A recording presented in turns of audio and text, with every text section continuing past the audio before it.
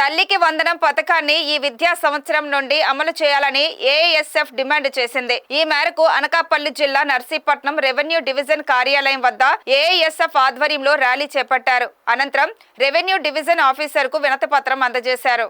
ఈ సందర్భంగా ఏఎస్ఎఫ్ జిల్లా కార్యదర్శి ఫణీంద్ర కుమార్ మాట్లాడుతూ రాష్ట్ర వ్యాప్తంగా 85 లక్షల మంది విద్యార్థులు ప్రభుత్వ ప్రైవేటు పాఠశాలల్లో చదువుతున్నారని, గత ప్రభుత్వం అమ్మఒడి పేరుతో ఇంటికి ఒకరికి చొప్పున 13,000 రూపాయలు ఇచ్చి విద్యార్థుల చదువుకోవడానికి అవకాశం కల్పించిందని చెప్పారు. కూటమి అధికారంలోకి వస్తే ఇంట్లో ఎంతమంది ఉంటే అంతమందికి 15,000 రూపాయల చొప్పున ఇస్తామని చెప్పారన్నారు. అధికారంలోకి వచ్చాక ఈ విద్యా సంవత్సరంలో తల్లికి వందనం కార్యక్రమాన్ని అమలు చేయలేమని కేబినెట్ లో నిర్ణయం తీసుకోవడం జరిగిందని చెప్పారు. ప్రభుత్వ నిర్ణయాన్ని వ్యతిరేకిస్తూ ఈ విద్యా సంవత్సరం నుండే తల్లికి వందనం కార్యక్రమాన్ని అమలు చేయాలని డిమాండ్ చేస్తున్నామని తెలియజేశారు.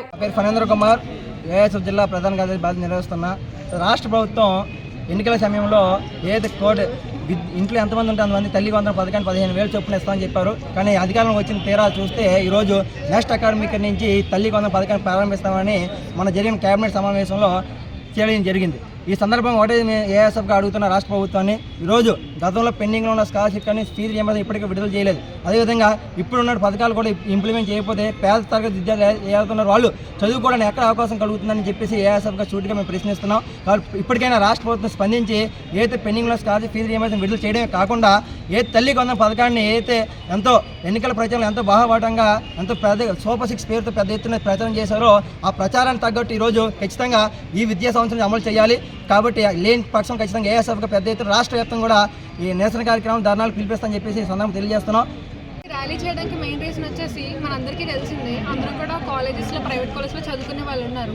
వాళ్ళందరికీ కూడా ప్రెసెంట్ ఇప్పుడు అందరూ కూడా ఫీజెస్ అనేవి పే చేసుకునే సిచ్యువేషన్స్లో ఉన్నాం. అందరం కూడా మేము ప్రైవేట్ కాలేజ్లో జాయిన్ అవ్వడానికి రీజన్ కూడా మీరు ఫండ్స్ రిలీజ్ చేస్తున్నారు, అమ్మఒడి అనేది చెప్పొచ్చు, లేకపోతే తర్వాత జగనన్న విద్యా కానుక ఇవన్నీ రిలీజ్ చేయడం ద్వారానే మేము కూడా ధైర్యంతో చదువుకుంటున్నాం. బట్ లాస్ట్ 1 ఇయర్గా చూసుకుంటే చాలామందికి మోస్ట్లీ 97% చాలామందికి పడలేదు ఈ అమ్మఒడి అనేది, గత విద్యా కానుక అనేవి. మేము చాలా స్ట్రగుల్స్ ఉన్నాం చెప్పాలంటే. దట్టు చాలామందికి 3,000 వరకు పడ్డాయని కూడా చెప్పిన వాళ్ళు ఉన్నారు. మాకైతే కొంతమందికి అవి కూడా పడలేదు. అండ్ దట్టు ఇయర్ ఇంకా కొత్త ప్రభుత్వం అనేది వచ్చింది. అండ్ స్టిల్ మాకు ఇప్పటికొచ్చి ఎలాంటి గవర్నమెంట్ సపోర్ట్ అనేది రాలేదు. మేము గవర్నమెంట్ సపోర్ట్ గురించి ఈసారి ఇలాగా ర్యాలీ చేయడం జరుగుతుంది. ఐ హోప్ సో ఇప్పటి నుంచి ఎవరైనా మాకు ఇలా హెల్ప్ చేస్తారని కోరుకుంటూ ఆశిస్తున్నాం.